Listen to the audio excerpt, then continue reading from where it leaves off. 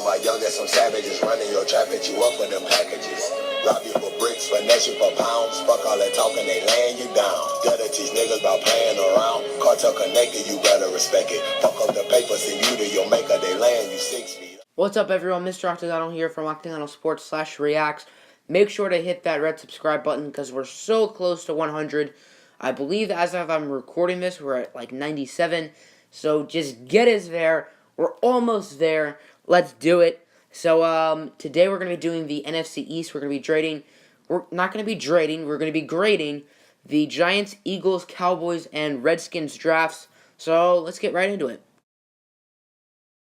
First, we're going to be starting off with Washington Redskins, and I like the direction that the Redskins are going in. I did not like the Alex Smith trade, though, because they traded a third-round pick and a very good cornerback in Kendall Fuller. But other than that, I do like what the Redskins have been doing. Last year, they got Jonathan Allen in the first round, who I'm very high on. I think he's almost as good as Myles Garrett, and I'm very high on Myles Garrett as well. Obviously, Jonathan Allen did have some injury issues, which is why he slipped, and he did have a quiet rookie year. But I still think he's very good. And they also drafted another Alabama defensive lineman who I'm very high on in Daron Payne. He is an athletic freak who was great during the college football playoff in both games. A lot of people think he was better during Georgia. I thought he was a little better in that Clemson game, but he was very good in both games. So it's really hard to choose which one he was better in. I had him graded a tad higher than Vita Vea. Just a tad, not by much. I think they're both really good. But I actually had him as the number one defensive tackle over Vita Vea. In the second round, they got Darius Geis. He was falling like a meteor that did not hit Tilted Towers. He was the second-ranked running back on my board, and as well as most people's boards. Rashad Penny, Sony Michel, Nick Chubb, Ronald Jones, and Kerryon Johnson all were ahead of him, and obviously Saquon Barkley, but he was my number one. They all went ahead of him because there were some personality issues with Geis. Apparently, he had an argument with the Eagles GM Howie Roseman, and there was a couple other stuff. It sounded like he was sort of high maintenance as well. Many teams were scared of that because of obviously stuff like Reuben Foster, Aldon Smith, but I think it's different from like the Reuben Foster thing because Darius Geis has never had a run-in with the law unlike Reuben Foster has. So I think it's a pretty good pick. Other than the fact that he has a perky personality, I don't see an issue with this pick. They could use a bell cow running back as Chris Thompson. He was used more as a receiving back. Samaje Perine is solid, but not great. Other than that, Jerron Christian's a pretty underrated offensive tackle. I think third round is a good spot for him.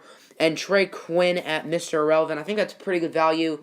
I would look at him as more of a late 5th, early 6th round pick, so I think that's a solid selection. Now we have the defending Super Bowl champion Philadelphia Eagles. I feel like I'm giving them a little bit of a harsh grade. But David Akers, shout out to you, buddy. That was an insane roast. I feel like a lot of people are copying the Drew Pearson thing when Drew Pearson was trolling last year. I like that these people are trolling, but gotta give credit where credit's due. So shout out to Drew Pearson trolling the Eagles fans, and the Vikings fans don't like him either because of the Hail Mary back in the 1970s. You're probably too old to understand. I believe in the playoffs, Drew Pearson caught a Hail Mary, or that's how the Hail Mary was created against the Minnesota Vikings. Both the Vikings and the Eagles have not had great, pasts, but the Eagles did win a Super Bowl. So in the second round, they got Dallas Goedert, the tight end from South Dakota State. Solid value. He was my number one tight end on the board, my number 3 tight end overall, behind Gesicki and Hayden Hurst. Honestly, thinking about it, maybe I'd have him a little higher than Hurst because Hayden Hurst is kind of older. He's good value, but the Eagles have bigger needs such as offensive line, linebacker, and safety.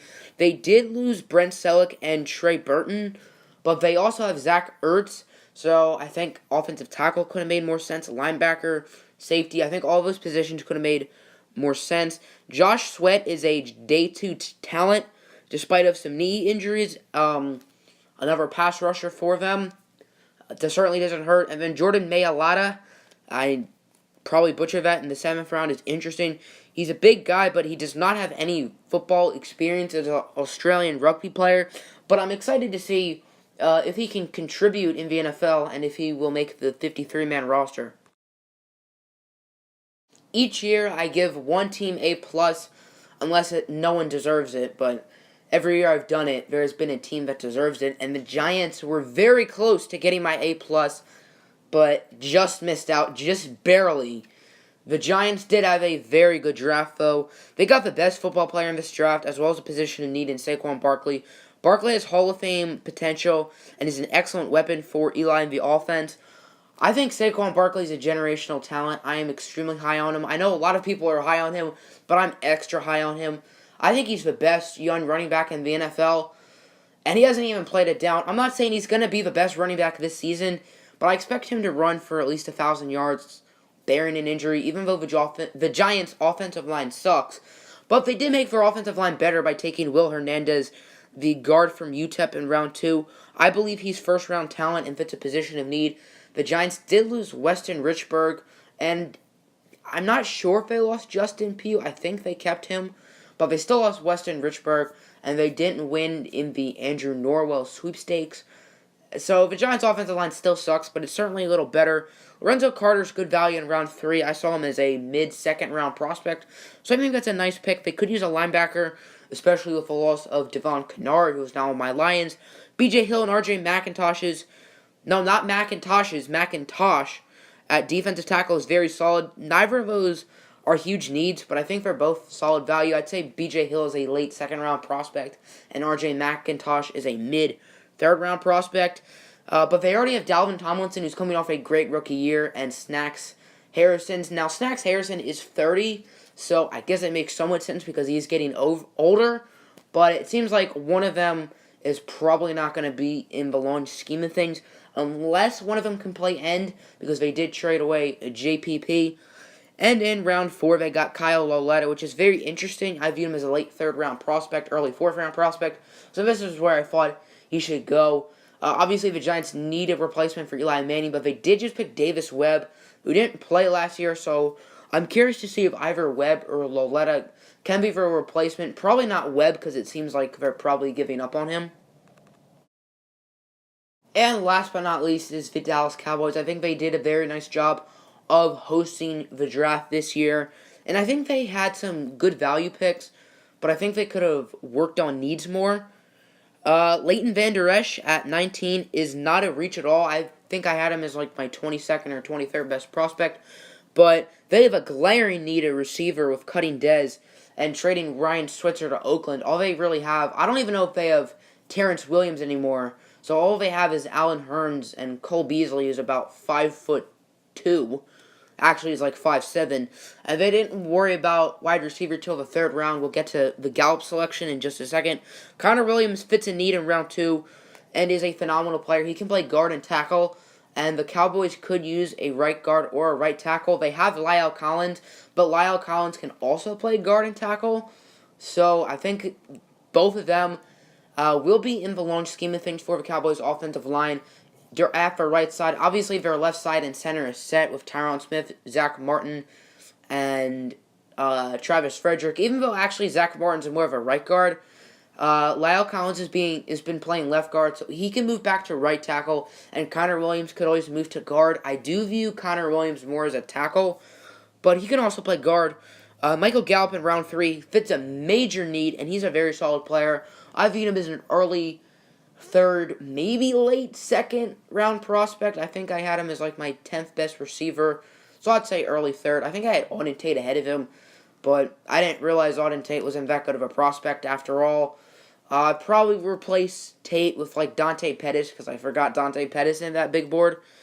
So I would imagine Gallup's going to get a lot of playing time this year. Dorrance Armstrong in round 4. Dorrance Armstrong's a player who I've really liked. I viewed him as a late second round, early third round prospect. It fits a somewhat need, as obviously with the Eagles' method, you can never have too many pass rushers. It's always good to rush for quarterback with Carson Wentz, Alex Smith, and Eli Manning. Not that Alex Smith and Eli Manning are really that good, but Carson Wentz is. Dalton Schultz in round 4.